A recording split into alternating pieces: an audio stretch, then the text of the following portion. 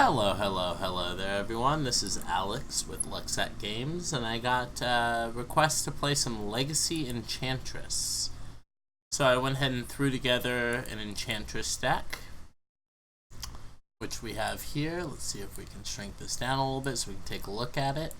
So the point of Enchantress, for those of you that have not seen the deck before, is to play all of these 1-mana enchantments, most of which draw you a card. Elephant Grass protects you. These Argothian Enchantress and Enchantress's Presences draw you a card whenever you play a cheap enchantment, which will allow you to cycle through your deck. Eventually, you'll be able to produce a lot of mana with Serra's Sanctum, which adds a white for every enchantment you control. And your kill condition, and you have Solitary Confinement, which will protect you as long as you can discard a card every turn. Your kill condition is a combination of Rest in Peace and this Helm of Obedience, which when Rest in Peace is on the battlefield, if you activate Helm of Obedience, you will exile their whole library, since the condition for Helm to have a single card put in the graveyard will never be met. Additionally, you'll see that we have these Living Wishes, which we can tutor for an Emrakul to end the game, as well as a little package of cards that we can tutor for. Additionally, we have these Leyline of Voids, for if we need a quicker kill with Helm of Obedience. Humility is a great tutor target, as well as most of these one-of creatures. So let's see how we can do. As always, just making sure we're recording. Sorry, guys. Alright, so let's see what our opponents think we're on. So we are going to get a non-zero amount of free games due to some of our main board hate pieces, such as Rest in Peace and Leyline of Sanctity. But there's a good chance that we will lose a number of games because we are a slow green deck in a format of blue fast decks. But that being said, we kind of want to play against decks that don't want to kill us on turn 1, and we do want to play against decks that want to go real long. Alright, we found our first opponent. Let's see how this goes. Kind of excited. Never played Enchantress before. Not my normal kind of deck, but someone said they wanted to see it, so I was happy to play it. Alright, so we have a hand with no lands here. It does have 2 Enchantresses presents, but this one's a mulligan. Oof. 2 hands in a row with no lands. We are a 20 land deck. We're going to go ahead and take a mulligan. We are on a mold of 5. That being said, this is a pretty good 5. We do have to put 2 back. I think it's Forest Savannah. Alright, see what our opponent's got. Savannah, of course, can get wastelanded, so we don't want to keep that as our 1 land. I was going to say, opponent on Monolith Dredge over there? Alright. So opponent has a Delver of Secrets. So we're going to lead on this Utopia Sprawl. And then we're going to pass the turn. Our opponent should know what we're on based on what we just did. I'm actually going to put it on green since we have this Serra's Sanctum here. So, Forest, Utopia Sprawl, and green. Maybe I should have gone on white since the Serra's Sanctum is very likely to get wastelanded. But hopefully we're able to resolve Enchantress's presence first.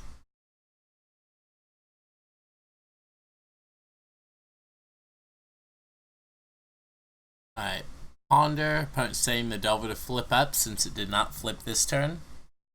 This Elephant Grass is a, for those of you that have not seen it before, black creatures can't attack you at all, and non-black creatures have the Ghostly Prison Clause, which means they can't attack unless they pay 2. Which currently opponent does not control 2 lands, so that's a pretty good spot to get in if we can get there.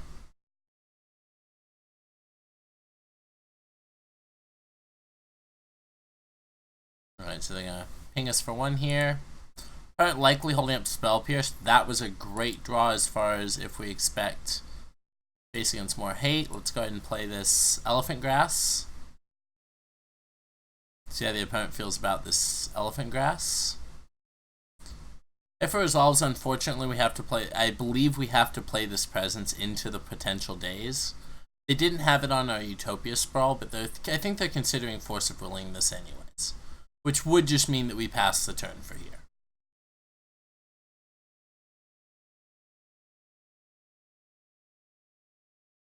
I did do this a little bit strangely, mainly because I want this Elephant Grass to resolve through a daze. Then our opponent won't be able to hold up counter magic while attacking with the Delver. I would have liked to draw a card off it, but I will be cantripping off the Oblivion Ring. Opponent is going to Force of Will that, which means we will be passing the turn. That is a great trade for us because that means their Enchantress's presence did not get Force of Will. So opponent's likely wastelanding us this turn after flipping their Delver off whatever they left on top off the Ponder. They did not shuffle off the Ponder, so I'd be shocked if Delver didn't flip here. There we go. What was the card? Well, it's definitely that True Name Nemesis. Lightning Bolt. There we go. Lightning Bolt's one that's not super good against us. It will clock us, but it's not really a good threat. Alright, fetch, and they're going to pay to attack us. It's pretty good for us. That means they can't hold at most counter mat. Oh, that's right. Our Elephant Grass didn't resolve. Sorry. Charmagoof. And that's why our Elephant Grass didn't resolve. Our opponent wants to resolve big threats like that. So we're going to go ahead and play a Presence here. Hope opponent has no days. Sweet. We only have 2 enchantments here, so I see no reason to burn the Serra's Sanctum. So I'm just going to pass the turn here.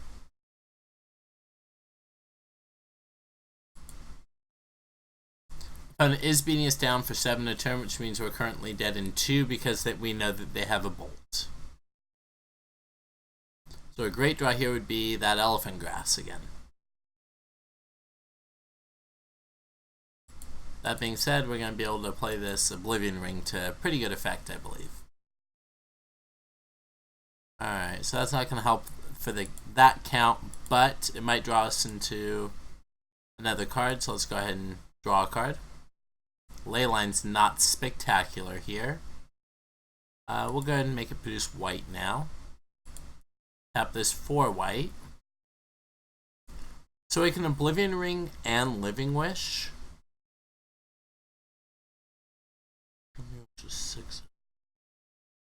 I kind of like casting Living Wish here.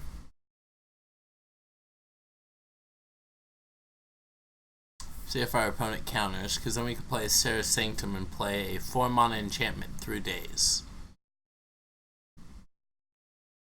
Opponent does appear to have Force of Will.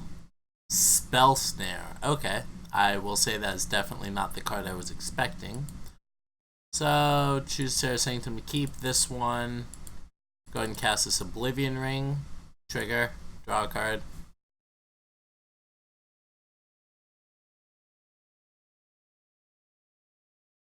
I think since we don't have blockers anyways, we're going to hit this Tarmogoyf since it's slightly bigger. I lied. We are hitting Delver of Secrets. Oink, that one. Now, while they may have days for this Rest in Peace, we are just going to cast it. We can't draw anything else we can cast this turn.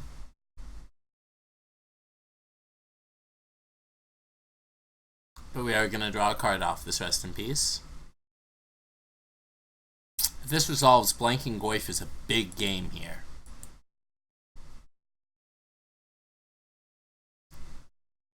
Oh, that looks like days. Another Spell Snare. Okay. That's pretty good for them. So, we're still dead in 2. We won't be fetching... Well, we could still fetch with Windswept Heath since we're still dead regardless. Since we know they have Bolt.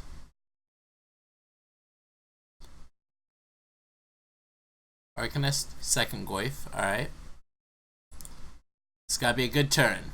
It's a rough start. Alright, so one of these Windswept Heaths can block by being a Dryad Arbor.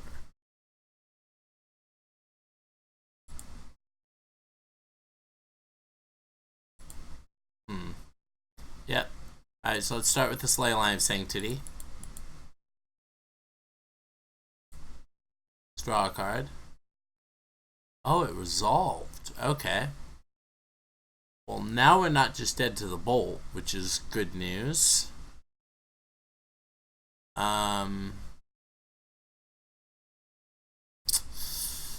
can't fetch, though, because those are 4-power Goyfs, so I guess we're going to continue to cast enchantments. We need to draw into blockers. We can hit a natural Dryad Arbor, that would be the ideal draw currently, or an Elephant Grass. Another Enchantress's Presence is not what we were looking for. And I believe we have died. Alright, so a little unfortunate there. We are going to go ahead and make them kill us. Yeah, we're not going to make them kill us. They can turn both their Goyf sideways. Alright. So I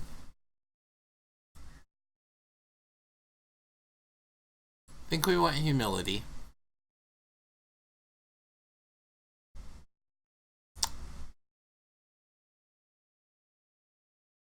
Don't know if we want ley lines. They're not actually a graveyard-based deck.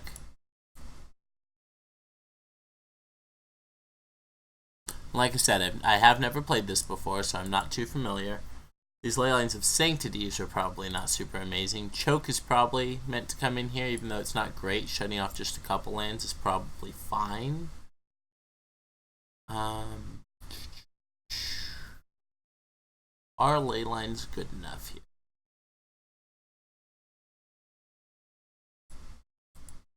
here? Two of probably better than two of Sanctity. Let's go. So we're keeping it mostly the same. I'm pretty sure we can't cast these Leyline of the Voids without a Sprawl or an Abundant Growth, but that's fine. Yeah. Hoping for a slightly less creature-based draw. They seem to have... They had interaction at definitely some key points there. If Elephant Grass had resolved, for example, we had a much different game there. That's part of the point of the deck, though, is you have to slow your opponent down a little bit, because if they come out swinging full bore, you're going to be on the back foot. A little sad not seeing Snaring Bridges. I don't... Instantly, as soon as I said the card, I'm like, because we're drawing a million cards. I'm like, yeah, I know, but still, nonetheless. As I look at Emrakul, I'm just imagining that Show and Tell can't be an amazing matchup.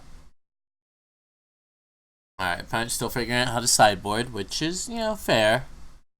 They probably don't see this deck every day.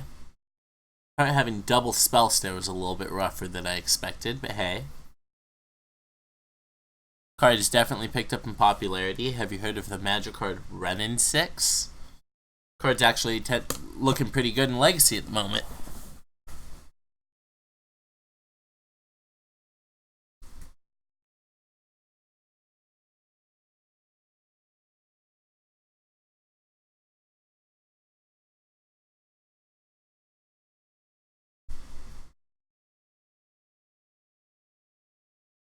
Especially when you're a Delver deck, I have to imagine 1 mana answers to Renin 6 on the draw.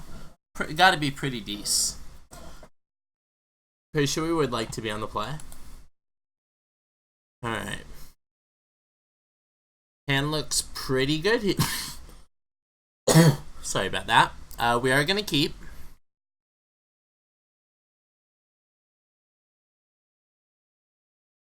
So we're gonna begin with the Leyline of the Void.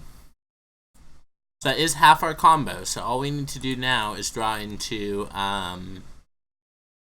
Leyline of... I'm going to cast this X equals 0, go get Dryad Arbor.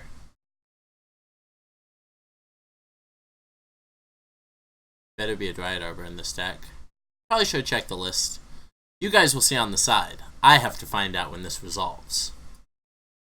There is no green creature card converting mana cost 0 in my deck. Okay.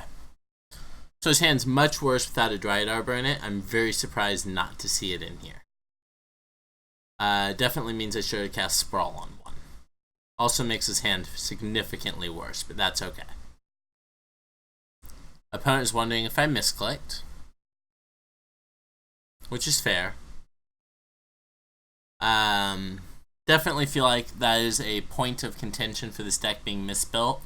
This is mostly Andrea Mengucci's deck, but I didn't like his blue splash, so I removed it for just more of the green-white Enchantress cards, but apparently he did not feel Dryad Arbor was worth playing. So our Outlast game, also blocking with Dryad Arbor, was not actually there, apparently. So, good to keep in mind. Good to keep in mind. This thing is not actually a ramp spell currently. Which is strange. I see no reason not to play it as a ramp spell, but I guess next turn we will be playing Utopia Sprawl, probably enchanting this forest, which is a little awkward. I will likely be playing Hall of Generosity first, just to avoid days. So all of you saw that Green Sun Zenith play was not going to work. Unfortunately, I was a little less familiar with the deck list than I should have been. So, once again, my apologies. Alright, so drawing Leyline of the Void is exactly what we were looking for there. We're going to go ahead and cast Utopia Sprawl, enchanting that, and that'll be our turn.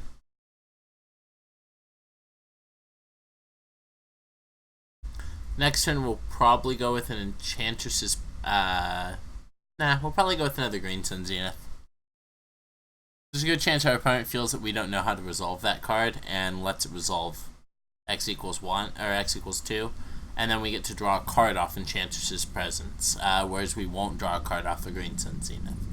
So after a moment of thinking about it, I think optimal sequencing will be Green Sun Zenith, assuming we draw a land. Opponent makes the very aggressive play of Force of Willing our Utopia Sprawl, which may pay off for them if we don't draw another mana source, since apparently we cannot tutor for this. Alright, Rest in Peace is a medium draw. It would have been great had the Utopia Sprawl resolved. Looks like opponent's aggressive line's going to pay off, though. Drawing the answer to Tarmogoyf was kind of nice. We're about to lose Hall. Hall was less important since it didn't produce colored mana. Looks like Wasteland will be the name of the game, except that they seem to have not realized that our Leyline is in play. So hopefully this Leyline Shrinking Goyf will buy us enough time of it only being 2 power. Land and Enchantment being the only types in our graveyard so far.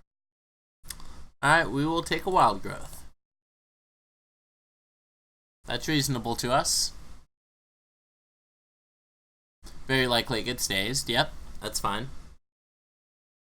Once again, luckily they only have 2 power worth of Goyf, and Renin 6 doesn't really have effect text while Leyline's in play.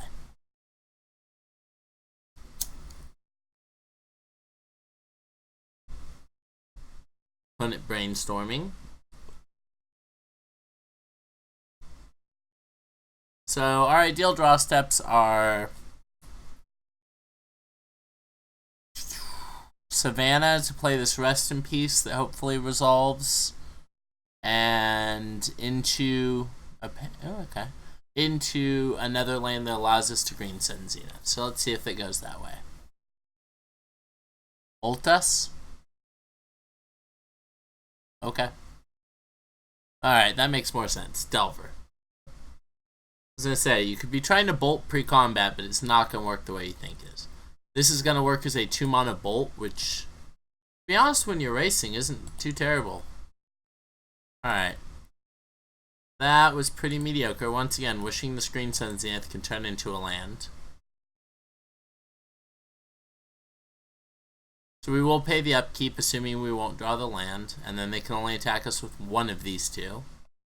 I lied. Opponent forces the Elephant Grass. Alright, well now we're definitely hoping to hit the land to cast Rest in Peace and start hoping to take this game over. Opponent hitting Ponder there off the Insectile Aberration is pretty good.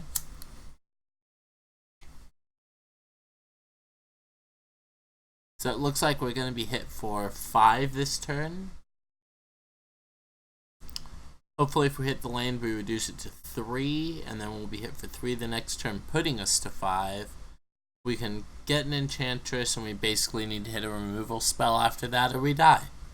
So, let's see how this goes. This game is not looking like it's going to wrap up in our favor, but we'll do the best we can.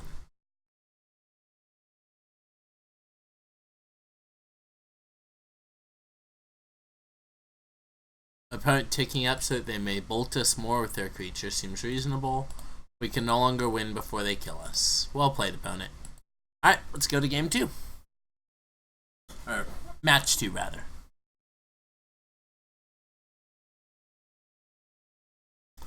Alright. So that was definitely me punting that game, not knowing that I could not get Dryad Arbor. So now that I know that, I will not be keeping hands there dependent on me getting Dryad Arbor. This hand is very much what you normally see when you play this deck, I'd imagine. Bunch of 1-drop enchantments and a land. Kind of curious if the opponent has, we're going to keep this, some way to like Chalice the Void on 1, because that would ruin our day pretty badly. I guess we have Living Wish for Night of Autumn. So we have lines, but it's going to be pretty hard to cast if we don't have access to our mana.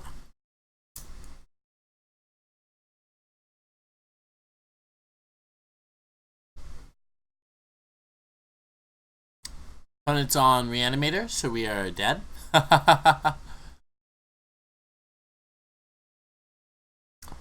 Unfortunate. Reanimator is definitely one of the decks we enjoy playing ourselves. Curious if they kept it based on knowing that we also play Reanimator in the queues a lot. If so, they may have kept a hand that unmasks us and tries to reanimate, as I tried to do in a recent video against Eric Landon. Go check out the video to see how that worked, trust me. So our opponent's currently noting that they're against Enchantress. Elephant Grass is fairly going to be the take. I was going to say it's fairly good against them, so it's probably not what's going to be taken. Curious if they have the creature already off Faithless Looting. We still have a line if their hand isn't fast enough to go turn 2 Rest in Peace, but mind you, we do have to actually draw the Rest in Peace. So let's see what they discard off Faithless. Maybe they kept a hand that doesn't quite have the Faithless. Discard Lotus Petal, Polluted Delta. That seems pretty reasonable for us. Alright, Sarah's Sanctum's definitely the white draw we needed. So now we actually get to play Miri's Guile because Sarah's Sanctum will provide the white we need. So let's go ahead and play this Miri's Guile.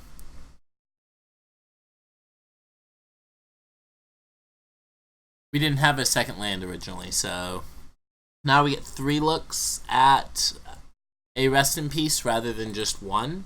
So it might still not be fast enough, but we'll see what we can do. Opponent could have also very easily kept in hand like Entomb Reanimate, and that's why they discard Lotus Petal Polluted Deltas. They already have the combo. Okay, I'm not sure what the opponent takes here, but they do get to take a card from us. None of the cards we're looking for are currently in our hand, luckily. If we had drawn Rest in Peace that turn, that card would have been very bad for us. So opponent definitely slowing us down. Alright, so let's look at the top 3 cards of my library. Yes, we will. Alright.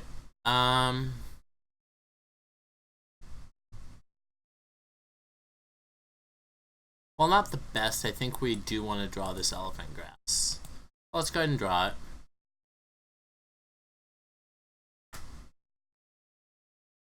Right under it's a Living Wish. We'll go ahead and enchant our Sarah's Sanctum with the ability to tap for green. Go ahead and tap it for green. And cast an Elephant Grass this turn before it gets discarded. So it does have cumulative upkeep, and they don't have a Gristlebrand in play yet. So that might have been a little bit soon to do that, but I feel like getting it down is probably in our best interest. They're going to flashback Looting this turn. There are combinations of cards that kill us, of course. We're hoping they miss. This is where having 4 Leyline of the Void in your sideboard's kind of good, but also very awkward because they likely have Reverent Silence. Alright, so let's start by looking at the top 3. Leyline of Sanctity. That's not very good. Alright, so think we're gonna go ahead and take Misty Rainforest here. And not pay the cumulative upkeep on that. We'll toss it away. Alright, let's go ahead and fetch here. Grab a forest. Use forest to enchant Utopia Sprawl here. Utopia Sprawl on green. We've got white for days. Tap for double green. This taps for any, but I'm going to go ahead and tap it for white for each we control here. And use that so we still have a green floating. Yes, we're going to use Living Wish's ability.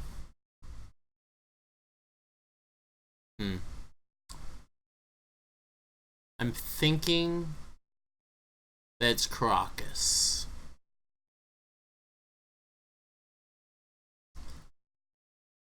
But I think we can grab Crocus next turn. So for this turn, I think we're just going to go ahead and grab our Gothian Enchantress and put it into play. Glad I floated that green. Alright. Pass turn. Find out what the opponent has. We do get to look at a fresh 3 because we fetched with the Mirari's Guile. Once again, we're hoping to hit that Rest in Peace. That's not quite lights out, but it probably buys us enough turns.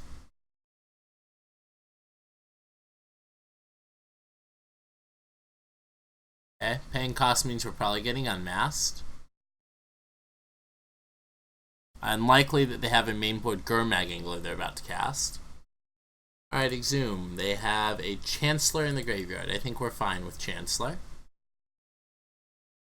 Yep. Chancellor's also a non-legendary threat, so Crocus doesn't do very much against it, but that's fine.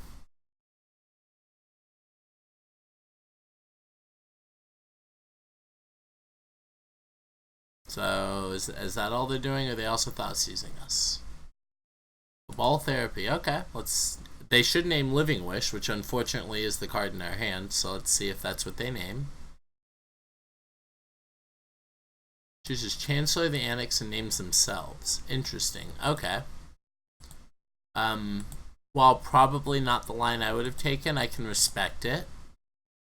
Now we don't want Rest in Peace anymore, it's not very good. We will always use Mirari's Guile's ability.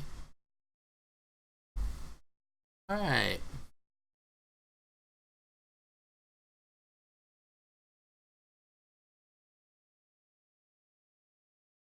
The Solitary Confinement, we can't be attacked each turn, so I think this is pretty good.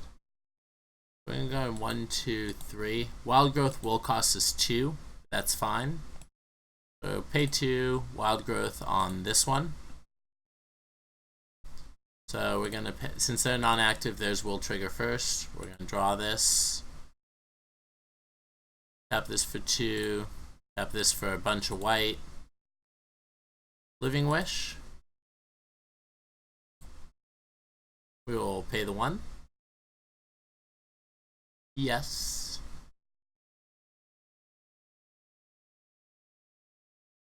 So we're not quite at the point where we can cast Emrakul yet.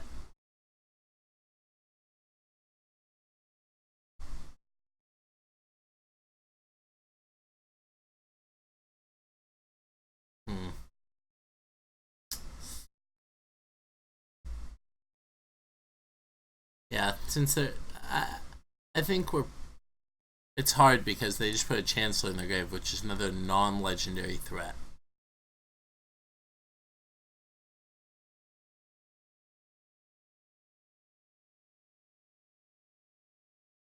I'm just going to go ahead and grab Wasteland here and take away one of their lands. If we cast this, we get to draw a card and have it countered, so let's not do that. Guile will look at 2 fresh cards, which is pretty good. Looks like opponent did not draw reanimation effects, but maybe they're casting it post-combat. And opponent's passing turn. Cool. Top 3 cards. Oblivion Ring. Oblivion Ring's a pretty good one. I can get down on Oblivion Ring. Alright, so let's go ahead and start by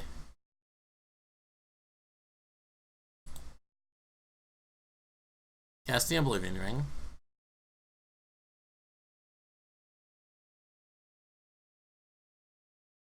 Pay for it.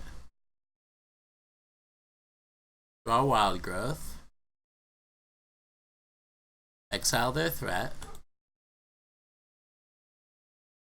Wild Growth is now no longer taxed. Draw into Sarah's Sanctum. Okay.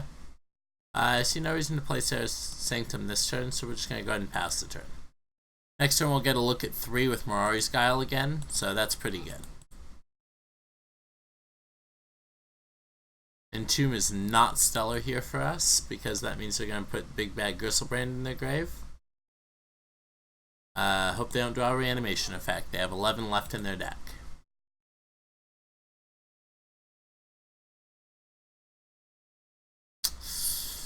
That's unfortunate. Yeah. They go to, let's see. 2, 3, 4, 5, 6, 7, 8, 9, 10, 11, 12, 13, 14, 15. Alright, we can cast Emrakul over the course of 2 turns. We're about to have our solitary confinement taken away though. Animate dead targeting Chancellor, that's fine.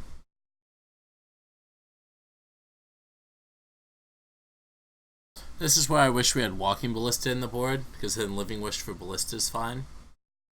I'm going to take away Solitary Confinement, which would have prevented all damage and probably locked them out of the game.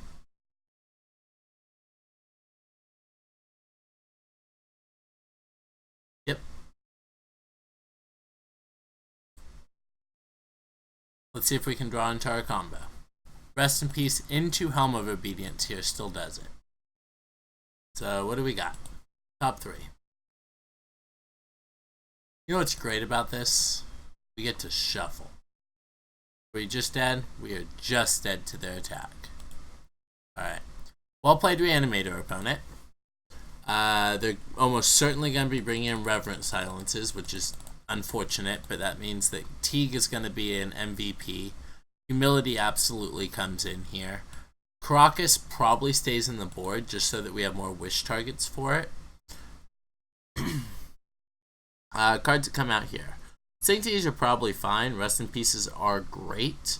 Elephant Grasses are okay. These Green Sunsias are pretty terrible. And I'm not feeling like these Abundant Growths are absolutely amazing. Alright, let's go. Opponent will almost certainly be having cards to interact with our hate.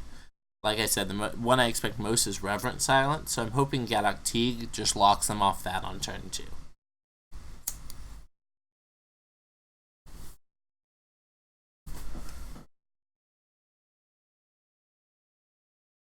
Does that mean we actually want more Green Sunsias for access to Gadok Teague? Oh, well. We'll find out later, I guess. Leylines are any good? This hand's good. Let's go ahead and keep. We have Humility and 2 Leylines. It's pretty good.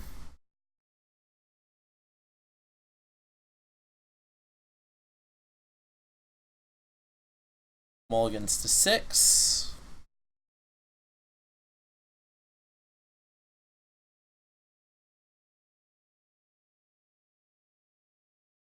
So because the hate could be Assassin's Trophy and because we have Living Wish for Sarah's Sanctum, I'm pretty sure we're putting in all these ley lines. Just dropping half our hand on the board turn 1.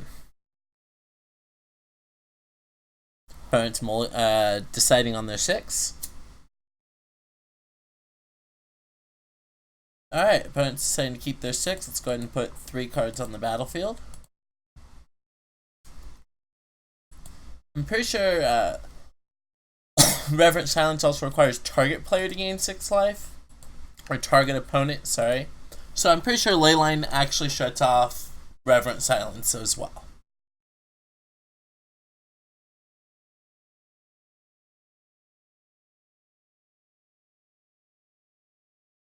If we end up drawing Sarah's Sanctum, Scrubland. Alright, so opponent is on the single enchantment removal plan, not the mass enchantment removal plan. So they don't have enchantment removal to the or land removal to the best of my knowledge, so we are going to start with the Savannah. Drawing the third land there makes me want to just wish for the Enchantress, so that's probably what we're going to do here. And then we do have this Humility, so you know, it's a little awkward because we get to cantrip off Humility and then never cast anything again.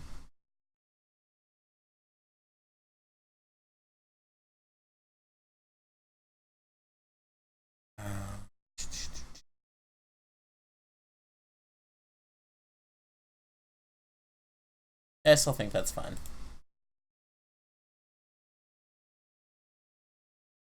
So, we might draw into other enchantments, we might not have a rush to play as Humility.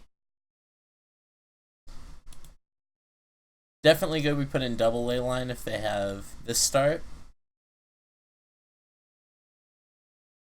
because that means they have single targeted enchantment removal usually. Second main. It looks like they're passing turn, but may have stopped it because they realized they had something to do. Nope, passing turn. That was a pretty good draw that makes me pretty happy I went with the option I went with. So Argothian Enchantress. And then we're just going to go ahead and pass the turn. We really want to draw a couple of enchantments off of this, so I may fetch before I actually cast this Rest in Peace, but this Rest in Peace is going to be pretty decent.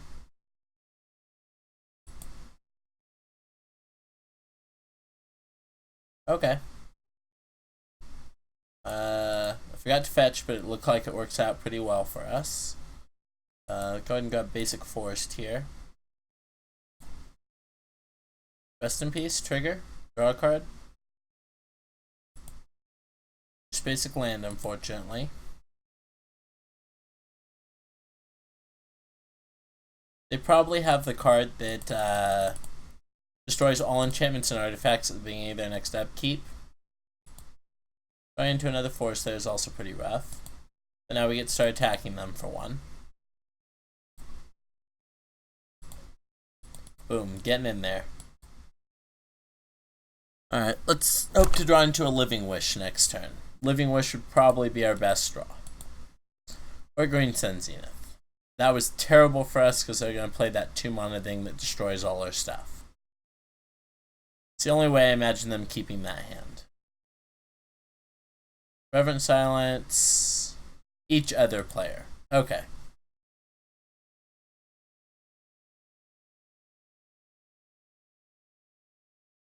So opponent should combo off now.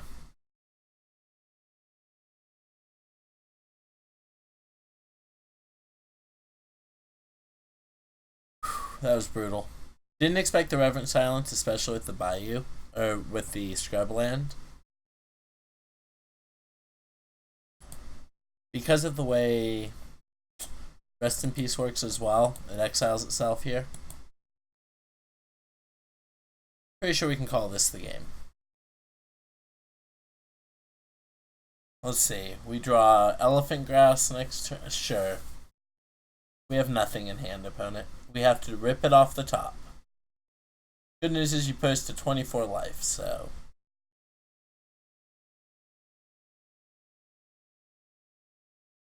Second and 2 means whatever threat they want gets to enter the battlefield here. I imagine it's probably Elish Norn. Let's find out. What are they reanimating? Hey look, I called it. It's Elish Norn. Almost like we played this deck before. Alright, let's see what our draw step is.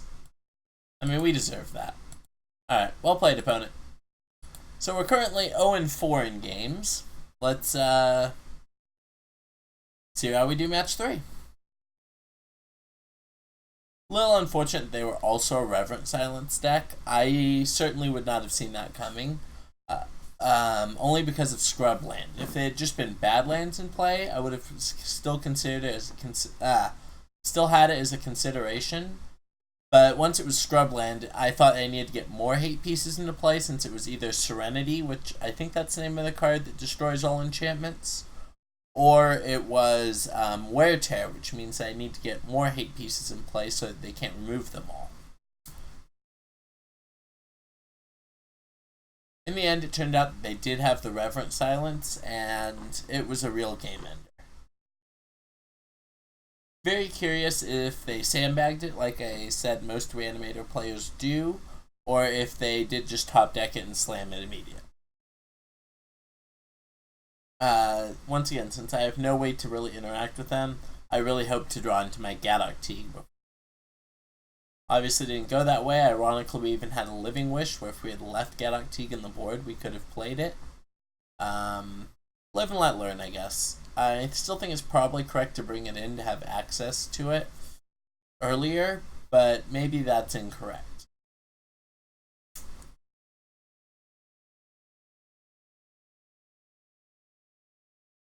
Alright, curious who we're going to go against round 3.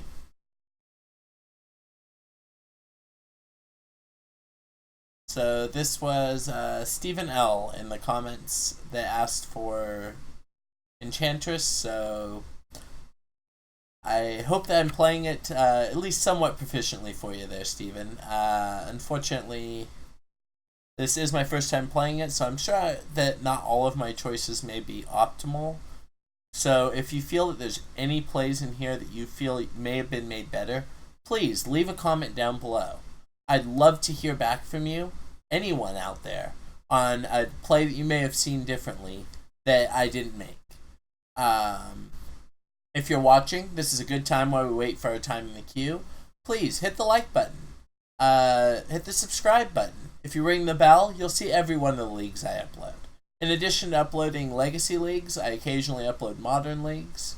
And I'm open to playing pretty much whatever, so if you have a deck that is near and dear to your heart that you want to see played, and there's not another content producer out there that's playing it, throw it my way. After this, I have a request for Mono Red Tron. He said red splash green may be acceptable, so I thought that might be a spicy thing.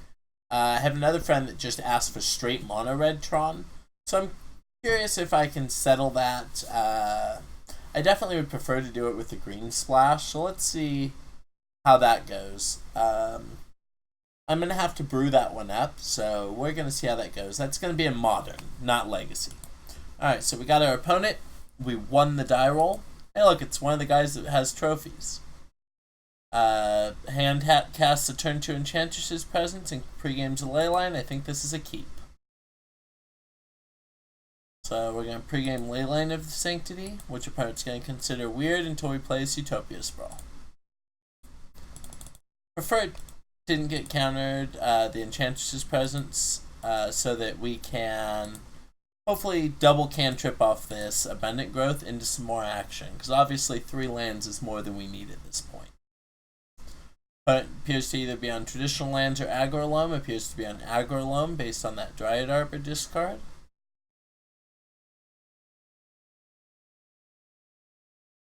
Alright. Green-white depths is my guess currently. Which unfortunately Leyline's good against the black version, it's not nearly as good against the green-white version.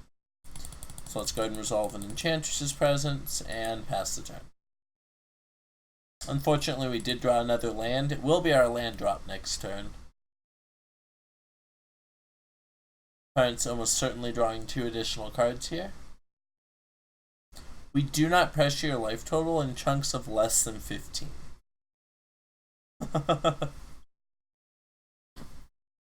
So, there's very little penalty to just aiding yourself unless, at least 4ing yourself, I guess.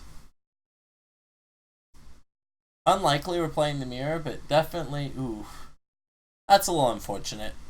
Chalice of the Void on 1's definitely very good against us. But you know what's pretty good against Chalice of the Void on 1? Living Wish. Living Wish is pretty good against Chalice of the Void. Yes, we're going to use Living Wish's ability. And we want to grab a Knight of Autumn. As much as I would have liked, you know, maybe I grab Enchantress there and then I just don't care if this gets countered. But I feel like answering the Chalice is pretty good. While it might be correct just to answer the library as well, I just...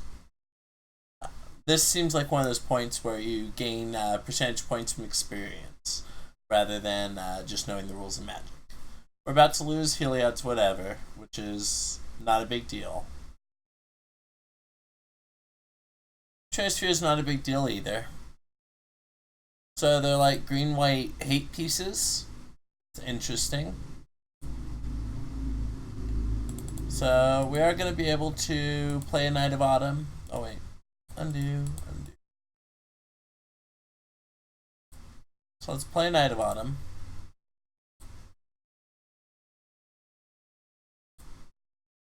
Let's destroy target artifact or enchantment. We're going to pick Chalice of the Void on 1. Which is unfortunate because it's one of the most likely hate pieces for them to have again. And I don't think mana's our bottleneck, so I want to draw 2 cards. I cannot cast a 1-drop while there's a transfer in play. Okay. I can, I just need to pay 3 for it. So mana might be our bottleneck here. It looks like we're both restricted to 1 spell per turn. Ironically, I lied about doing damage in chunks of 15, as I have a 2-1 on my side of the field currently. Which I will certainly be turning sideways every turn that I'm able. Ancient Tomb. Okay, let's see what we've got here. Is this a Garda or something? Please be something absolutely huge that's going to make me laugh. I mean, a Zenith for 4 is pretty huge. What have you got? Oh my god, that's great. It's a questing beast. Alright, yeah, that's big dumb beat stick that's gonna beat us to death.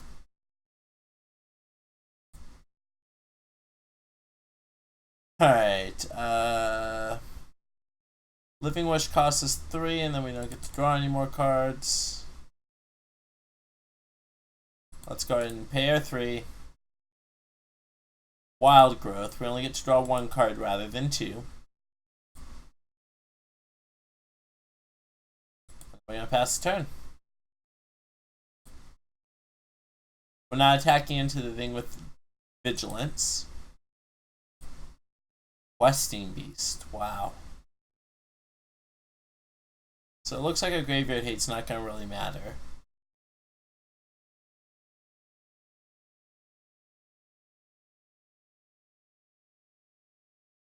Huntmaster of the Fells. This feels like the opponent wanted to play their modern deck, so they added hate pieces, and it works. And it's great, because Legacy is a great format like that. Can't be blocked with creatures with power 2 or less. Well, that's great. That thing has a wall of text. I did not realize that was part of the wall of text. Alright, that thing's legendary though. Crocus got you back. Alright. This is not legendary though, fortunately. So I can Living Wish, which costs me 3. Crocus gets answered immediately by Wasteland. That's a little unfortunate. Let's start by paying 3.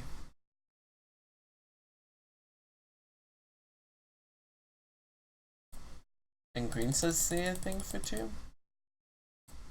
Another Argothian Enchantress.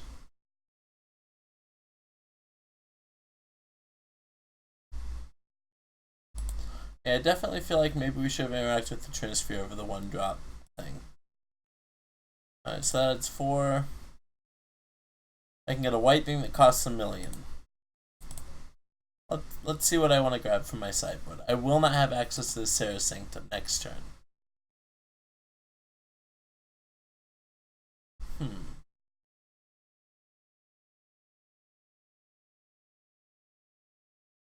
Okay. Kind of feel like it's just another Enchantress. Nah, it's definitely Sarah's Sanctum. Unfortunately. So we basically just cycled Living Wish there, which is kind of a bad play, so that's unfortunate.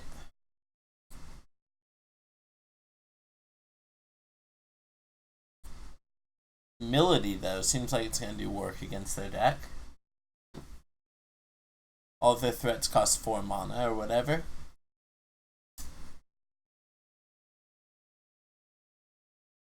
Don't even have to look up to know that was the wasteland on my best land. Alright, we're going to go ahead and block Huntmaster of the Fell since you gave us the option.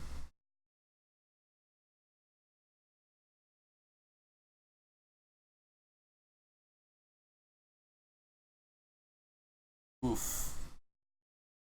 That's a little rough. Means we will never have a Sarah Sanctum that sticks around.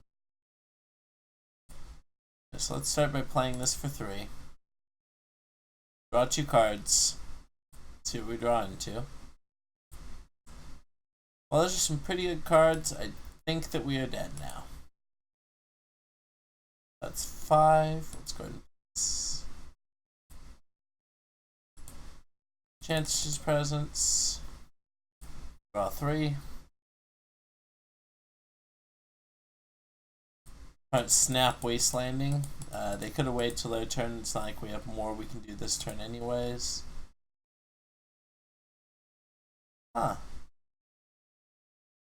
I lied. There's more we get to do this turn.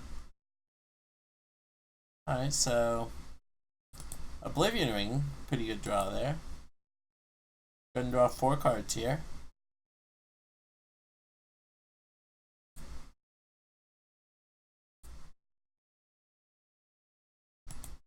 Who another Sarah Sanctum.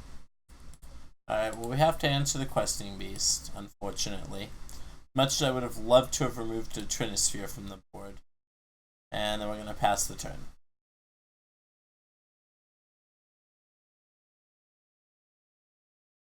Nope, I'm pretty sure we do get to chump block with the Argothian Enchantress since we do have 1,000,000 cards now. Actually, I think our way out of this is drawing into, what's it called? The protection from everything, you can't take any damage. Solitary Confinement, we got there.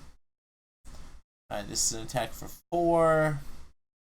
Don't have to block this. We're at 2, we still have fetches available to us and everything. Knight is absolutely ridiculously huge. Alright, let's see what we got here for our turn. Elephant Grass will reduce their attackers by none because they have the same number of attackers. We don't want to put this into play until we're actually ready to go on it, so Utopia Sprawl on this land, pay 3. Draw 4 cards. Once again, we're looking for Solitary Confinement. 3. Once again, Oblivion Ring, still not a terrible draw. Green. So, let's see.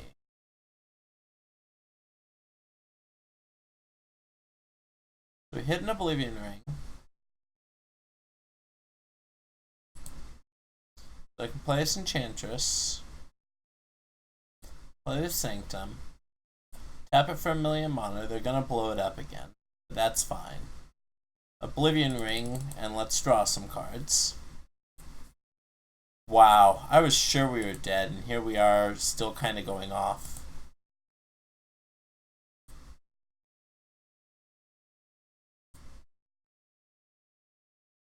Not Solitary Confinement yet, but we'll still... This Knight's going to be shrank down pretty majorly. It's still going to be what we're targeting. We're going to go ahead and play 3 mana Rest in Peace, or 4 mana Rest in Peace. 3 mana, right? Yeah. There's Solitary Confinement. Alright, we win next turn, assuming they don't have a way to remove our blockers.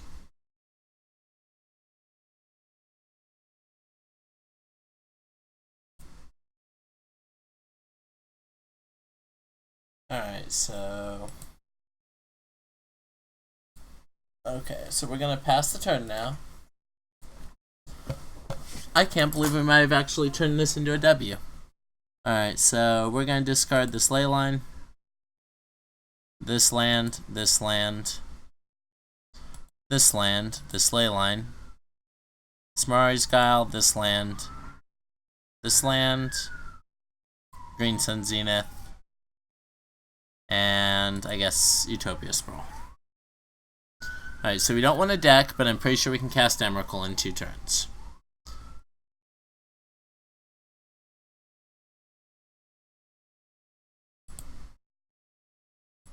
So, casting Emrakul will kill them in 1 swing, luckily. They will get to bounce it once with Crocus, but we should be able to cast it the turn after that. We saw that coming. That's fine.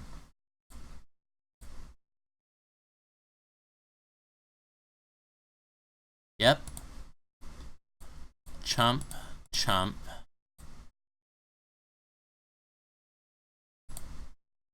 Stay at 2.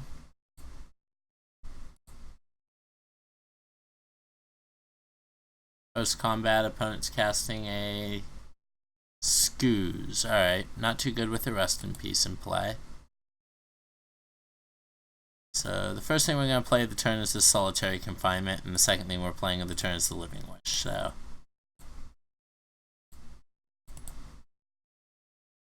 go ahead and draw 3 cards.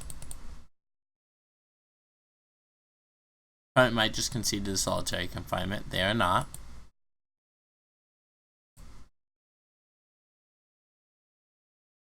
Cast Living Wish.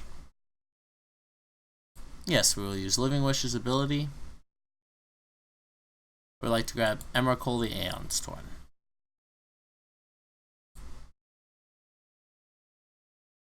Just check how much this taps for. 11. 11 mana. So, yeah, let's go ahead and yield through this turn. Opponent has 1 turn in order to remove this Solitary Confinement. We're going to go ahead and discard double Elephant Grass so that we have access to another land. We actually shouldn't have played the Sarah's Sanctum in case they do have Wasteland. They do get a bunch of draws at it. That was definitely a misstep by us. Reach, whenever it deals combat damage, whenever 1 or more counters, each opponent loses 1 life. Ooh. Always yield to this. Let's discard a card. Let's draw. Let's just cast our Emrakul. It costs 15 mana or something. It's great. Use Emrakul, Ender of Games. Okay. Wow. Alright, that game was crazy. Alright, we're bringing Humility here for sure. Do we bring in Knight of Autumn? I think we're at Knight of Autumn in the sideboard. Didn't have any artifacts with activated abilities.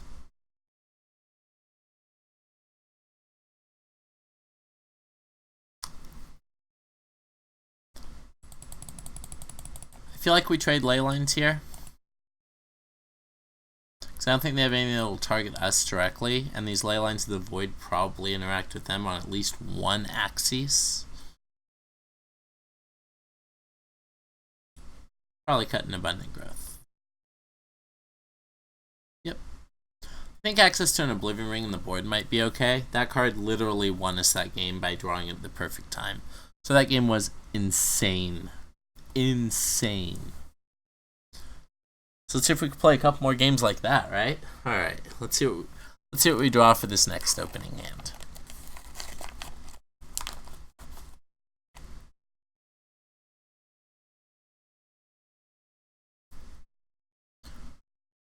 Alright, opponent has joined the game, but they are deciding whether or not they wish to be on the play.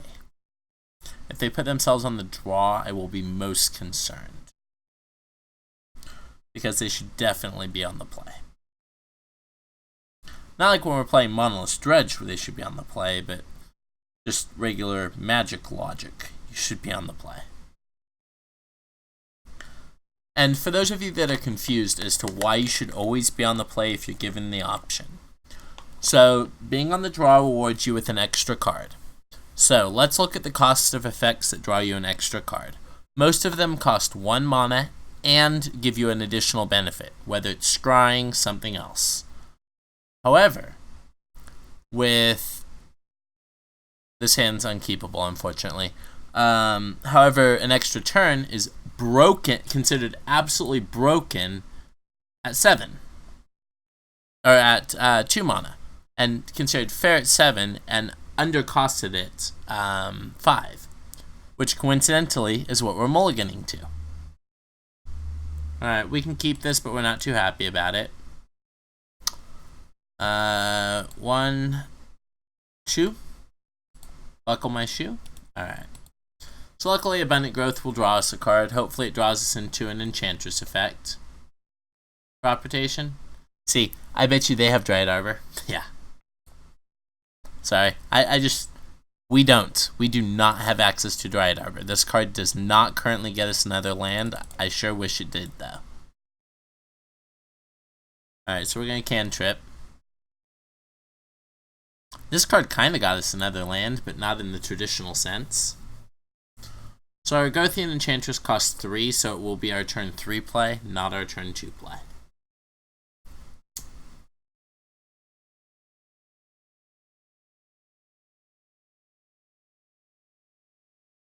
Discarding Wasteland and casting probably a Trinisphere. Trinisphere, I'm gonna laugh because joke's on you, everything in our hand already cost. Haha! Everything in our hand already cost 3, opponent.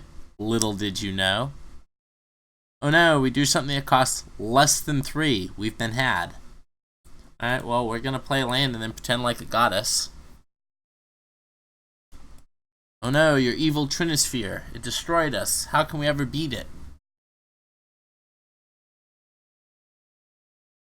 Not with a Knight of the Reliquary. How are we ever going to beat a Knight of the Reliquary? Alright, so all joking aside, they are a Wasteland Recursion deck. So I think I'm probably cool with, for this one, just getting our Gothian Enchantress. But we're going to have to cast Rest in Peace as our first piece of hate. Let's get our Enchantress and pass the turn.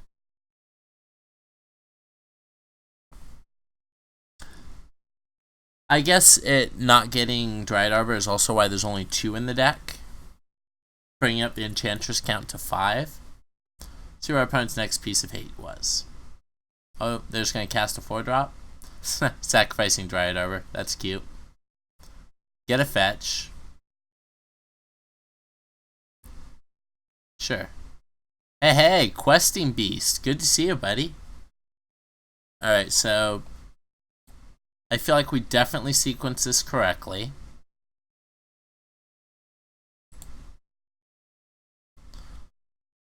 Alright, well that is another Enchantress effect, which is kind of what we were looking for. Let's just go ahead and keep their things from being turned on. Go ahead and add white with that, draw a card.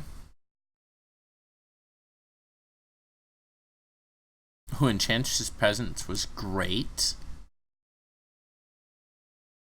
And let's go ahead and yield through end of turn. So I think the plan here is Enchantress's presence into solitary confinement into shake our opponent's hand. See what they've got. Pulse. Deluge for 1. Alright. While annoying, that's not the end of the world. Also, we take less damage this turn. So still taking 4. They're leaving the knight back. That's fine. They're getting in with the knight. I don't think it changes the clock either way for them, so I feel like either way there was perfectly fine. So interesting they kept in Deluge when our one creature is the the one creature. Let's go ahead and land this presence. And then I think next turn we're actually going to go ahead and go for the confinement. Because right now their guys are 6 power, and after that they start being lethal.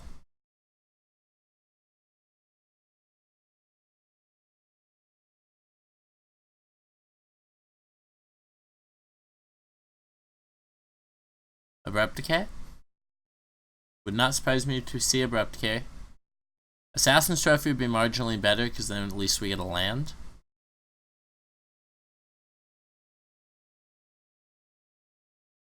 Let's find out what our opponent's giving us. Definitely appears to be a hate piece at some point.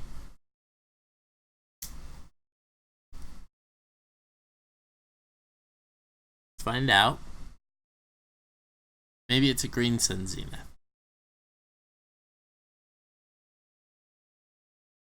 Definitely looks to be a green Sun Zenith. Sure. X is 3. Probably another knight. That's far worse for us than another knight. Alright, looks like our opponent might have got us in the death grasp this turn. So, we get to play a couple more turns of Magic, but I'm pretty sure we're not getting there. So, let's go ahead and start with Solitary Confinement. We can't lose the game anymore while it's in play.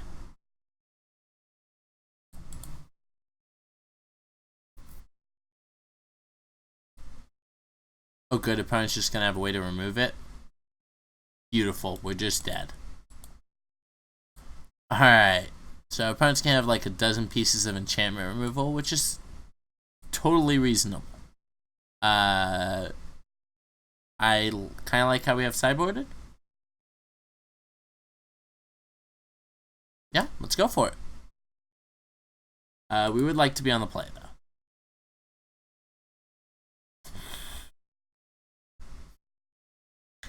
None of these can trip. Rest in Peace is okay. I think that's probably a mulligan. This hand is probably a keep. It has Slight Ramp, it has Ley Line, we need to draw into Helm. It's basically the same hand as last hand, but with one less land, one more spell, which is kind of my breaking point. So I'm good with that. Also, our Rest in Peace comes in as a pre-game effect and costs 0, which is pretty nice. We're going to go ahead and keep this. I'm going to go ahead and bottom Misty. Pre-game the Ley Line. And play Utopia Sprawl. I hate doing it on white, but I like having white on a basic land. So, we're going to go ahead and do it on white. We'd really like to draw into Enchantress's Presence or Helm of Obedience over the course of the next 2 turns. Okay, that draws us an Enchantress, so let's go ahead and cast this. Yes. We will grab an Argothian Enchantress, I believe. Opponent has a basic in play. Yes. And we will pass the turn. We have a removal for a piece of hate, which is kind of nice. It's unfortunate there's only 2 Oblivion Rings in this list. I feel like there should be more removal than that. I know what this is. If it's a Zenith for 1, Chalice for 1. I think that is perfectly fine by us. Let's find out. They did definitely leave in Deluge against us, so let's find out if they have it, though. Elephant Grass isn't that great anyways, so I don't mind if it gets countered. So let's go ahead and fetch a basic forest here. Forest, colorless, Argothian Enchantress. We're going to run this straight into the Chalice of the Void, and we're going to look our opponent in the eye when they say trigger. Draw a card. Another Enchantress is pretty decent. That means if we hit a land, we get to Oblivion Ring, draw 2 cards. And that just seems powerful. Let's find out what our opponent has. Golgari Charm. It's a good thing we drew this other Enchantress after they Golgari Charmed us. So, Enchantress. Go ahead, opponent. They do seem to have 1,000,000 pieces of removal for our Enchantresses, which is kind of wild considering they have Shroud. Second Golgari Charm? Alright. Sylvan Library. Opponent's going to try and start drawing cards. See what we draw. Leyline of the Void, huh? You know what's great about this? So we actually get to Oblivion Ring trigger, draw a card. See if we draw anything relevant for these two before we actually have to resolve the Oblivion Ring. See? Now I want to hit the Chalice of the Void. Wild Growth. Draw a card. Rest in Peace is a little bit redundant, but at least it'll cantrip. We do not want to attack to be cute because they can fetch a Dryad Arbor. And yes, that is the ultimate punishment for being cute, is losing your Shroud 01 because they can fetch a 1/1 at instant speed. The message I'd be sending is I'm terrible at Magic if I did that. Opponent only keeping one card is a little rough there. Oh, opponent is keeping both cards. Abrupt Decay almost certainly. Just another Chalice, that's fine. Haha, we divided our ramp. So, yes. They hit the wrong one, they should have hit the one that produces white. It would have actually cut us off of casting this Rest in Peace. Mind you, I'm definitely not criticizing my opponent for their ability to play against the deck that they've probably never heard of. Or maybe have heard of once from their friends and never played against on Moto. So, we did draw the Sarah's Sanctum. It's going to hit my graveyard too. Once again, if we attack in, we lose to Dryad Arbor. Opponent having this library in play is going to draw him 1,000,000 extra cards. A little unfortunate. Possible we should have gone after it with the Oblivion Ring. But I felt drawing the card at the time was more important. Opponent's going to cast one of their 4-drops. It's that Questing Beast again. Opponent definitely has affinity for Questing Beasts. Alright, so we go to 14, which is still a good 4 attack steps. Mari's Guy would be great if there wasn't a Chalice in play, so we're going to go ahead and cast it anyways because it cantrips.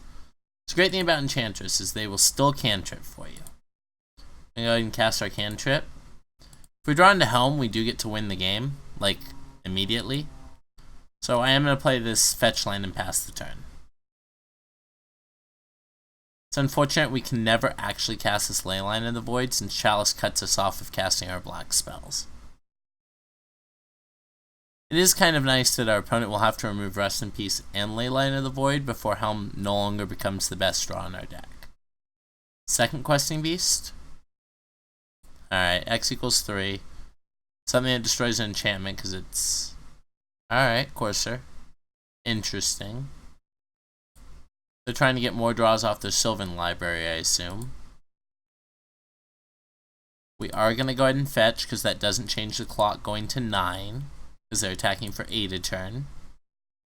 And we do want to thin. It doesn't matter if we do it upkeep or end step. Most Legacy pros do it upkeep. I'm going to be bad and do it end step. Look at me, I'm a modern player. Alright. Let's draw. Something good. Alright, Wild Growth will cantrip. I usually like targeting their lands, I guess.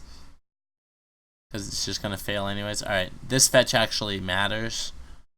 So, we can helm them regardless. So I guess if we can incentivize them to wasteland us, that's slightly better. We don't have to block this turn, but we have to block next turn. Alright, let's go. We get a guaranteed 1 more draw step at it, possible 2. And of course that's a guaranteed 1 draw step, assuming that they don't just, have something absolutely bonkers to put into play with haste. So they set up before us Stronghold on top of their deck using Sylvan Library. They're going to attack us for 6 this turn. We're going to go to 3.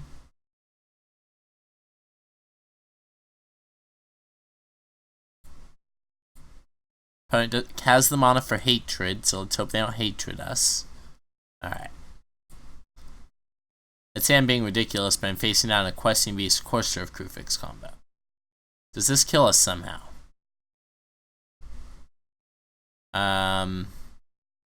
No.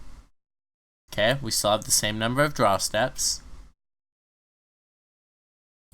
But that's fine.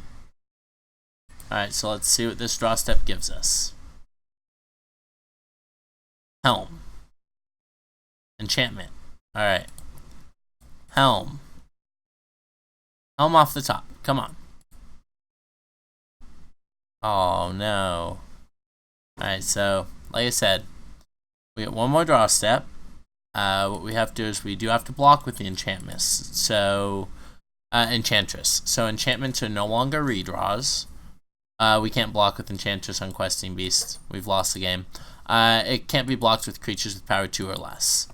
So that was a pretty good game. Unfortunately, we weren't able to cantrip into our one of Helm of Obedience in time. I vaguely remember a version that played Enlightened Tutor, and maybe that's the version that we should try if we run this again, because Enlightened Tutor finds both halves of the combo. It finds the Rest in Peace, or it finds the Helm of Obedience. Alright, let's move it on, see what we're playing against next round.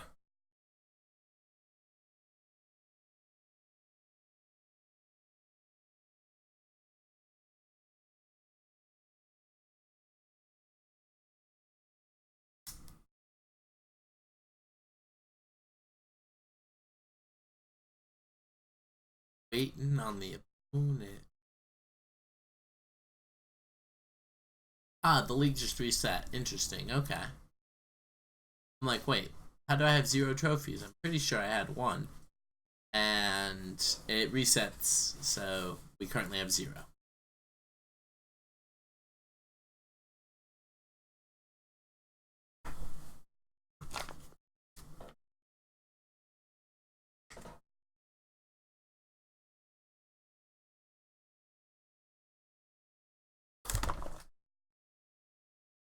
Alright, so, oh, we found an opponent. We won the die roll. Oh, this guy is one of the trophy leaders. I wish I could remember what he played. It doesn't really matter because his hand is the kind that we want to keep, so I think we actually lead on the Utopia Sprawl, but we Abundant Growth next turn. Off a forest, probably. So we're gonna go Fetch Forest, Utopia Sprawl, that Wild Growth, that forest. I don't see us needing white on turn 2 very likely. Alright, so we are on the play. So let's go ahead and fetch our forest and make our play. Forest, Wild Growth on the forest. Alright, pass through the turn. No reason to counter this for the opponent. I mean, I'm sure there's some corner case in the realm of Magic, because Magic is a very hard, complicated, and complex game, that this could be a very card worth countering for them. However, I believe that they will not counter.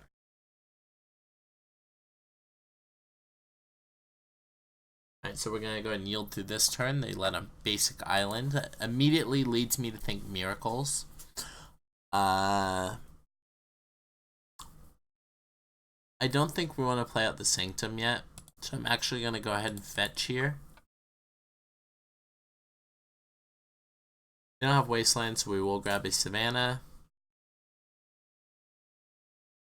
Go ahead and cast another Wild Growth. That'll now tap for triple green. Utopia Sprawl will cantrip, so let's hope to draw into an Enchantress here. No go. I still think we pass. We still want some number of enchantments in our hand in case we do draw an Enchantress. And what we currently have, yeah, they're certainly Miracles now. There's 0% chance in my mind that they are not Miracles maybe some form of Stoneblade. So they will draw a card now. We will draw... Ooh, Living Wish is a good one, that's for sure. So let's go ahead and Living Wish. So whenever Enchanted Land is tapped for mana, its controller adds an additional green. We're going to tap this for 1,000,000 green. Slight hyperbole is used on the 1,000,000. Definitely should have floated whites there. But it might have Force of Will for this.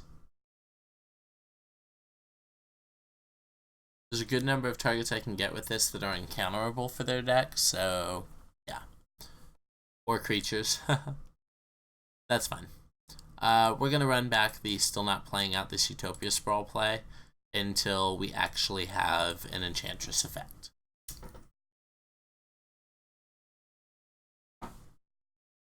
Main phasing a Snapcaster. Targeting Fortin. Okay. I was going to say, do they not, and then don't have another land. That's kind of a bold play. I look forward to playing my mono blue deck when I have enough credit with Card Hoarder in order to be able to play it. Force of Wills are expensive, yo. Second Center Sanctum is not what we were looking to draw there, so we're going to go ahead and just pass the turn. Alright, we'll get to continue to sculpt their hand a bit better. Show us that they are not mono blue. Jace is resolved. So they'll likely still have Force of Will in hand when they pass. So this, tapping out for this Jace isn't really even tapping out. Fortunately, it looks like we're going to flood out this game and die and not actually draw any relevant spells. That happens, thus is variance. Alright, opponent accumulated knowledges, Jaces, and if they don't cast a spell, they'll be going to discard. I'm just kidding. Let's see here. Yep, we don't have Dread Arbiter surprise block, which would have been great to at least remove Snapcaster Mage from the battlefield. That's a draw 2 and accumulated knowledge. Opponent with 8 cards in hand. If we don't draw in... Oh look, never mind. Opponent's going to save me the trouble of having to decide whether or not I need to concede for because I'm dead because of the number of counter spells they have, by just playing a card that will actually kill me in 2 turns. So, good news, we're no longer conceding, we're just going to be dead to Monastery Mentor tokens.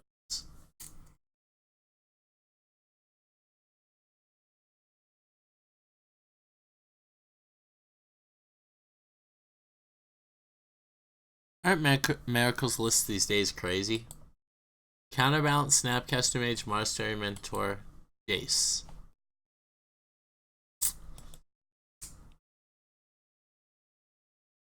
Play the Force, yield through the turn. So, even if we draw Living Wish, 1, 2, 3, 4, 5, 6, 7, 8, 9, 10, 11, 12, 13, 14, 15. It exactly casts Emrakul if I had cast Utopia Sprawl that turn. That feels like a slight misplay there.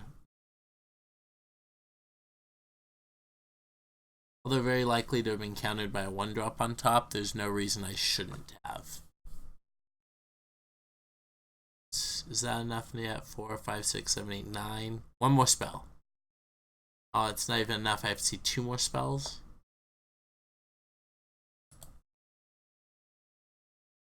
Alright, an Enchantress off the top here still puts us in a fairly alive position, kind of. See what we got. I could have been casting an Emrakul this turn. Alright, so definitely misplayed. They're going to have 1,000,000 Force of Wills for this Living Wish anyway, so we don't have to worry about that. Oh my god, it resolved. We absolutely would have been able to Emrakul our opponent. Okay. Well, I'm kind of surprised. There's probably no way this doesn't get countered. And they're going to take another spin at it at least. Prismatic Vista. They don't actually have to reveal. There's the Force of Will. Alright. So we are dead here because we can't take a draw step. Alright, cool. So dead game 1. They are definitely on miracles. This choke comes in. Godok Teague comes in. Leyline of the Void doesn't really interact with them favorably, but I think trading out 2 ley lines is fine. Too bad they don't have top. At least Oof would interact with them then. They did have counterbalance, but I think having Knight of Autumn in the board is having 4 copies is fine with Living Wish. Elephant Grass is pretty darn bad, as all they do is cycle. I don't know what we would have taken out for him though, so let's see here. Let's go ahead and keep this double Living Wish hand. And we're going to go ahead and turn 1, just Abundant Growth this land, and draw a card. Turn 2, we'll go for the Living Wish, and, oh, not the card we wanted to draw, it's definitely the card we wanted to open with. Alright, casting Portent on 1. It's an important spell to cast. So we're going to go ahead and play Hall and Living Wish.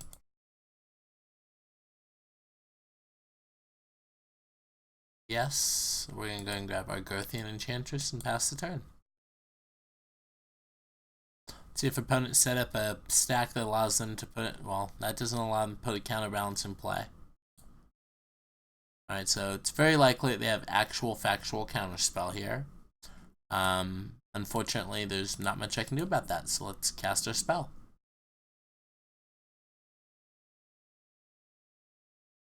Yep. Ooh, Brainstorm. That's good for us. Well, kind of good for us. They get more looks, that's for sure. Their life total going down is very bad for us. Alright, the good news is we do have another one next turn, so we just pass this turn, and we pay 4 mana to put one on the battlefield next turn. Opponent plays a Vista. Tap out for Mentor. Both good and bad for us. Alright, tapping out with Snapcaster Mage is also fine.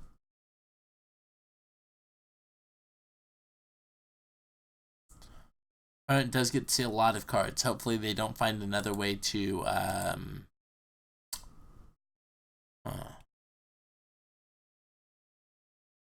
Well, the good news is that is an Enchantress effect. So I guess we just go with that. So Enchantress's Presence. Opponent has another Force of Will. And we play Wood for Hills and pass.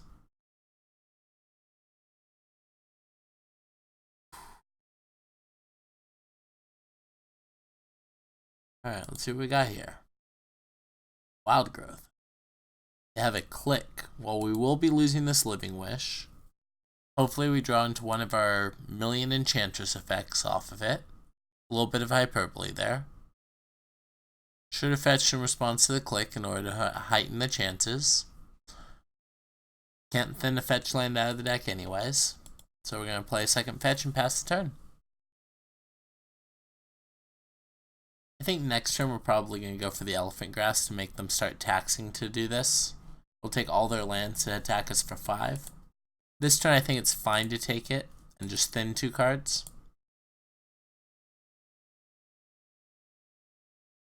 It's fine.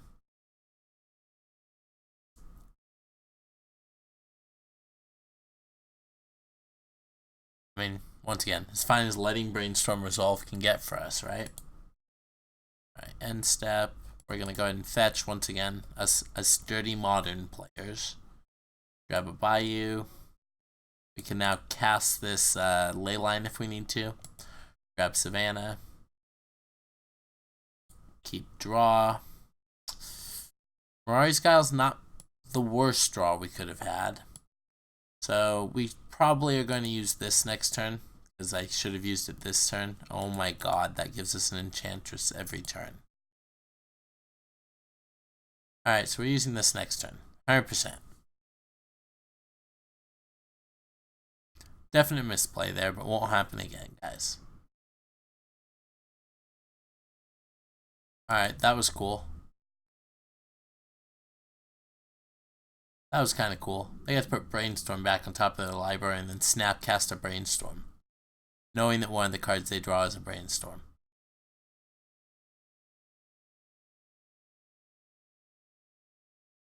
It's pretty good. Oh, they get to do it again. Oh my god, Mystic Sanctuary is just insane.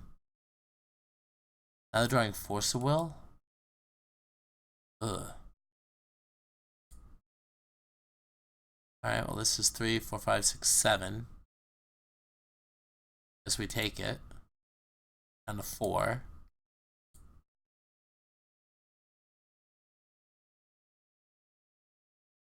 Alright, we're dead.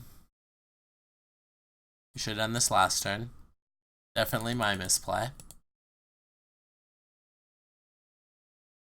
Still gonna use this. Alright, this blocks one of them. So that's reason to keep playing. They're not gonna let this resolve, which is the correct play. And then we will be dead. Or they're not gonna let this resolve, and we will be dead. Dovin's Veto. We have died. Alright, good match. It's definitely a good player. Alright, let's see. We're currently 0-4 with Enchantress. So let's see if we can win the last one.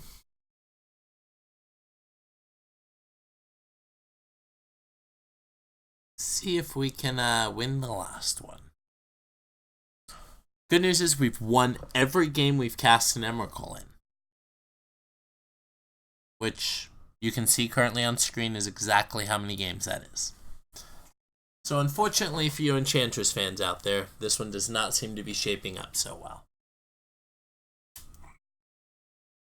You Miracle fans out there, Mystic Mortuary seems absolutely insane.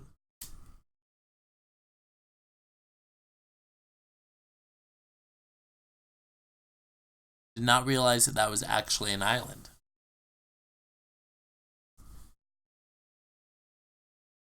With Prismatic Vista and how many basics that deck plays anyways, just what it needed, access to more Force of Wills. Alright. Not complaining. I think that that's actually quite ingenious to be playing it in the deck. Talk about fast adaptation of new cards, am I right?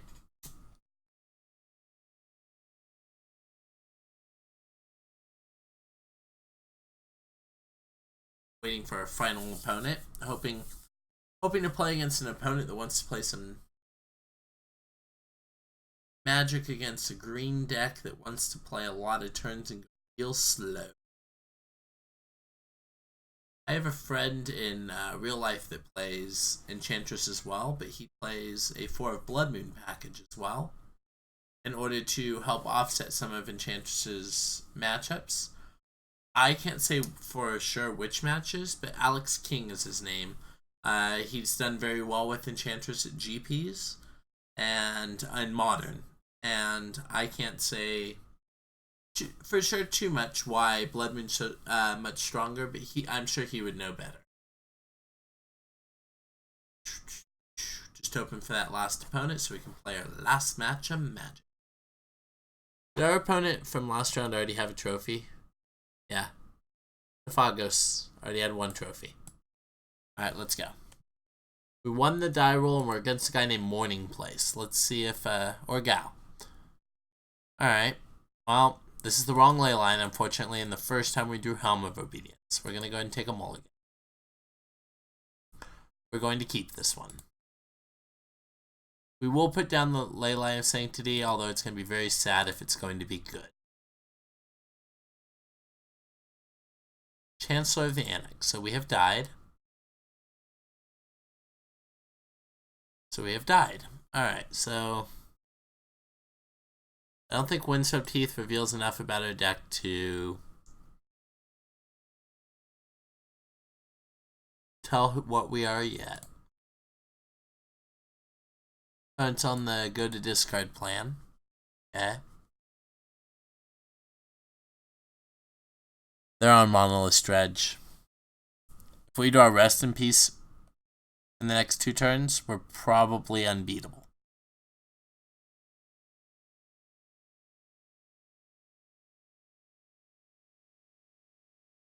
We have to say what we are in order to leave Rest in Peace as an out.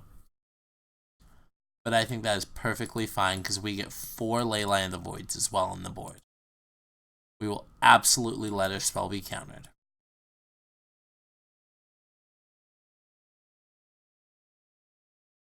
Alright, opponent's going to Dredge 6. We play Monolith Dredge 2, opponent. That was a pretty good Dredge 6, especially with all those Phantasmagorians. Good news is nothing's coming back this turn, assuming that they don't have any Street Wraiths. Which means, yes, good. We still have Rest in Peace as a draw. Rest in peace. Alright, well, we get to play an Enchantress's Presence and hope to dodge another Dredge. It's going to be a little bit rougher because it's much more likely now that they'll be able to put power on the battlefield. Rest in Peace will still be a very powerful hit if we manage to hit it. Yep, that's pretty good.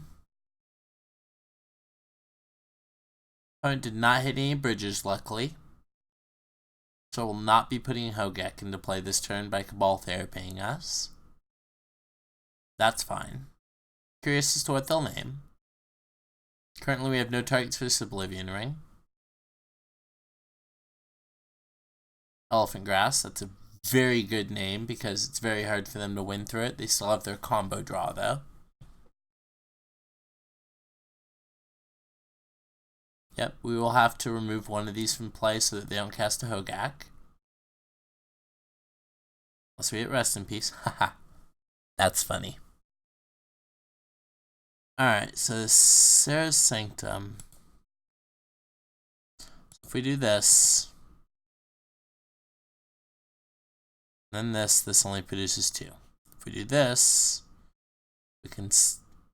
This only produces 1. We still can't cast this. Okay, so the only 2 things we can do this turn is Elephant Grass, which is hilarious. Drawing to Leyline of Sanctity, which was not the best draw there. And let's see if we can. Drawing into Rest in Peace is still not terrible here. Drawing Utopia Sprawl is not bad. Let's go ahead and take away one of their prized amalgams. And we'll go ahead and Utopia Sprawl this land. Draw another card. Okay. We're going to go ahead and go on green. Because we have plenty of things. This one land will produce plenty of white. Good news is opponent literally cannot attack us as long as we control Elephant Grass. The bad news is if they ever draw into their combo kill, we die. Each opponent. Okay, yeah, we take 3. I think if we cast Leyline of Sanctity, we also lock them out of. I can't remember. God, I played the deck and I can't remember. But I'm pretty sure, depending on what their hate card is, if it's Flayer of the Hatebound, definitely. Cumulative Upkeep. Yes, I would love to pay 1 to continue not to be attacked. Enchantress's Presence. Yeah, that seems pretty good. Let's see what this taps for right now. 4. Okay. This taps for 3. Enchantress's Presence. Draw a card. Utopia Sprawl. Okay. So, Forest. This taps for 6 total. Yep. Another Enchantress. Leyline, draw 3. None of these are Rest in Peace, and we pass the turn. There's no effects we have on our opponent's turn, so we just wait. They can cast a Hogak this turn, but I don't think that does very much.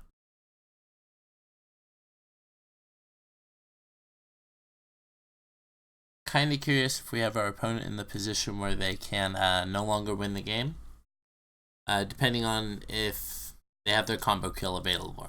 If they do, then we are still dead. If they don't, then woohoo. I'm very glad, even though that they were on the draw, that we and had Chancellor, that their first dredge wasn't that strong. Okay, good. So these ley lines are coming in.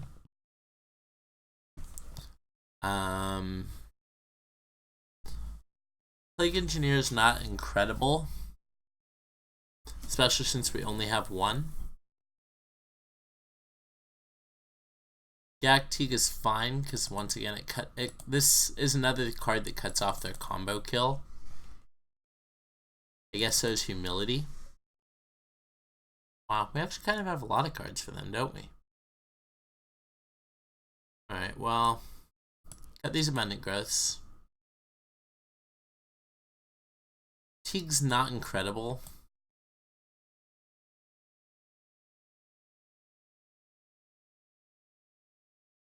Let's see, having all these is kind of good. I guess I'm good cutting down to 2 ley lines. Well, 6 ley lines. Sand has no green source, otherwise I'd probably be tempted since it does have the elephant grass. I think we're just going to go ahead and take the mulligan here, though. This hand is a keep. On bottom of Sarah's Sanctum. Done. They reveal a Chancellors of the Annex. That's fine. We're going to put a Leyline of Sanctity into play. They are on the play.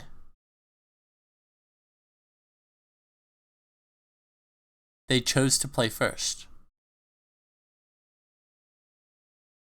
I'm sorry, I just realized that. I 100% expected to be on the draw. I didn't even consider that we might have been on the play. Weird. Okay. Yeah, I guess. So, Phantasmagorian's a great discard because it doesn't commit them to very much. And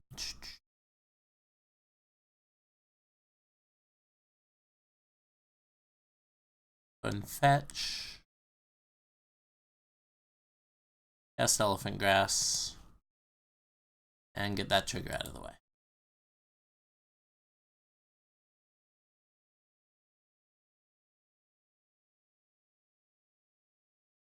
The next turn, we can pay for Elephant Grass, Sarah's Sanctum, Enchantress's Presence, and kind of start going off. That's an interesting discard from them. They held priority, so they're going to do it twice. Ooh, only a Dredge 2. They hit the Stinkweed Imp, though. That's pretty good.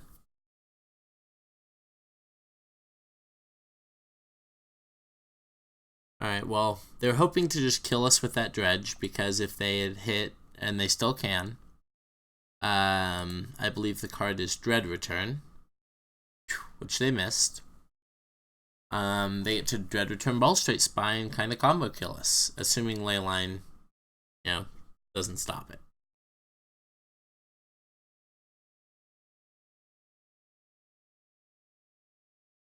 One has a 1/1 that can't attack. We cannot be therapied, so we're guaranteed to have at least that much value.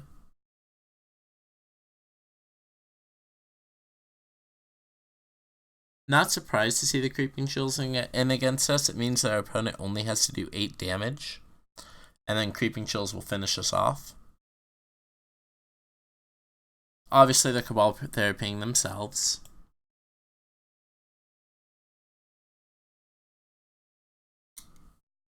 So they're discarding one of the cards that they have in hand. Yep. Is it Stinkweed Imp or Phantasmagorian? Stinkweed Imp.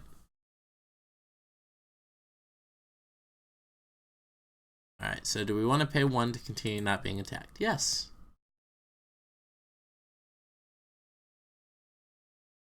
Alright, let's go ahead and play Sarah's Sanctum. and play an Enchantress's presence and pass the turn. Our lock pieces may be slow, but if we can draw into a rest in peace, they should be good enough.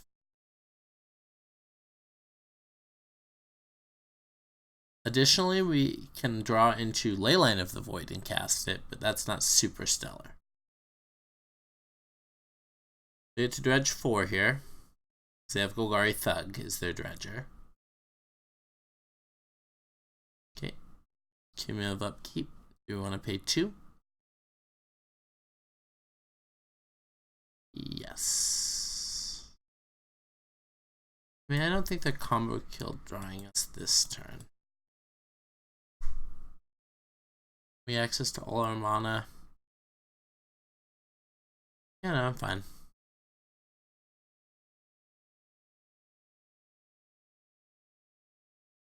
Alright, let's go ahead and Living Wish. Wish we just had a knockout punch of a creature in our sideboard that just absolutely decimated them, like Wasteland. Wasteland's not that good though, so we'll grab our Grothian Enchantress. Cast the Enchantress. We're gonna go ahead and fetch here, because then it slightly thins our deck, and Utopia Sprawl that land. We can pretty much always yield to these. They're not optional draws. Leyline's a turn late, but you know what? It might still work if we get it next turn. Unfortunately, we're no longer representing Elephant Grass. We can draw into another one, but definitely would have kept it around if we knew we were getting Leyline in the next draw or two. Yep. Opponent's about to hit us for a bunch.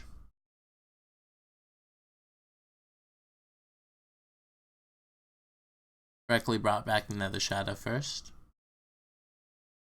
Interesting how much of their technical play has been correct, and then how much of it has been putting themselves on the play for game 2.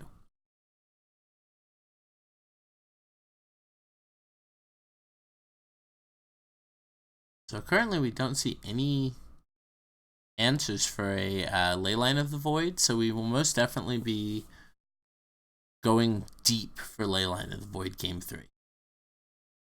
Opponent's going to attack us for 1 billion. We can't block. Go to 4.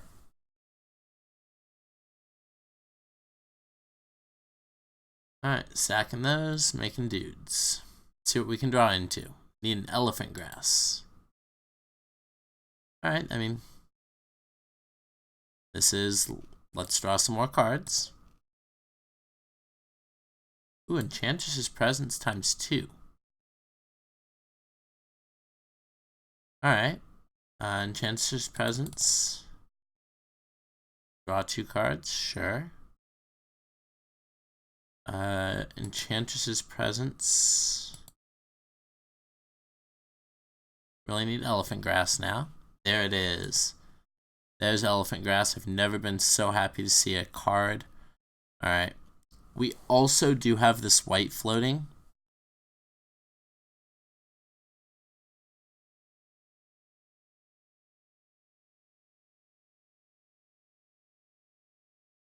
Green. Let's cast this Elephant Grass. See if we draw into Rest in Peace. We did not. Tap this for green. Utopia Sprawl here. Draw a bunch of cards. Alright. We'll make that green. Alright, we're now going to yield through our end step. Hope they don't have a way to get this Elephant Grass off the board, and then we should be able to lock up the game pretty quickly from there. Discard, discard, discard, discard. Hate that we tell them we have Leyline of the Void for game 3, but, you know, there's a good chance that we don't have a game 3. Let's see what we got.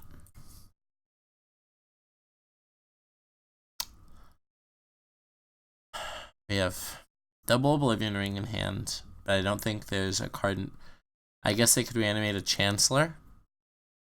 They can attack, but they can never pay 2, so it can't attack either. Pretty sure as long as we pay for this elephant grass, we have our opponent in the hard lock. So yes, we will pay 1.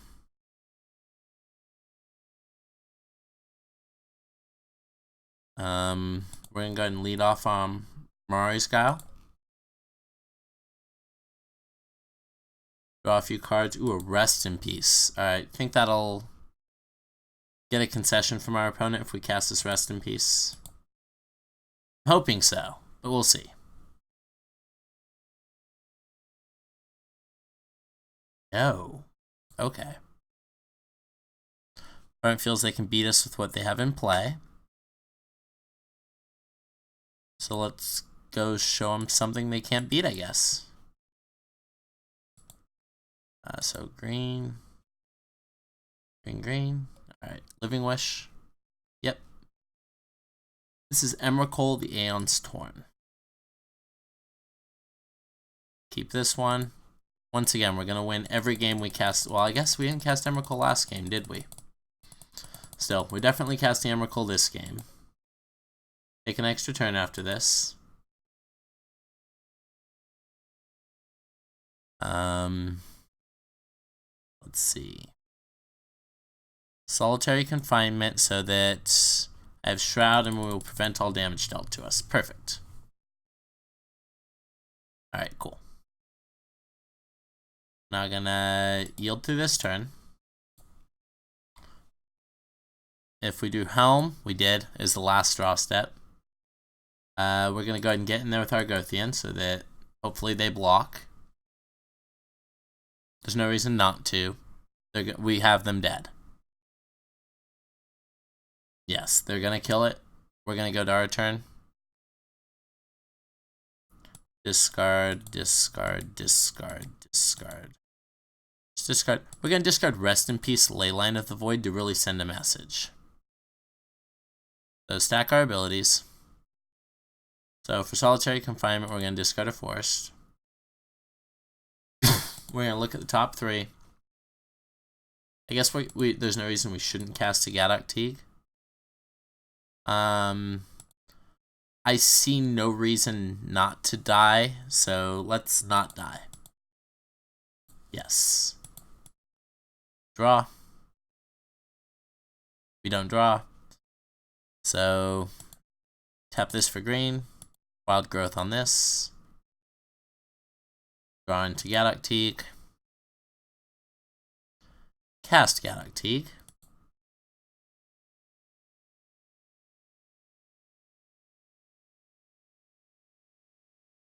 Are you familiar with my Gadok Teague? Is this the point where you can no longer win the game, opponent? Force of Vigor. Well, opponent definitely could have punished us for discarding that Rest in Peace, so definitely we misplayed. But don't worry.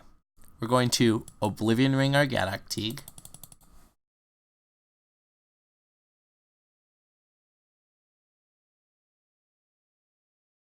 See you, Teagles. We made our opponent do it, which is great, because now we have this Helm of Obedience. And they are dead.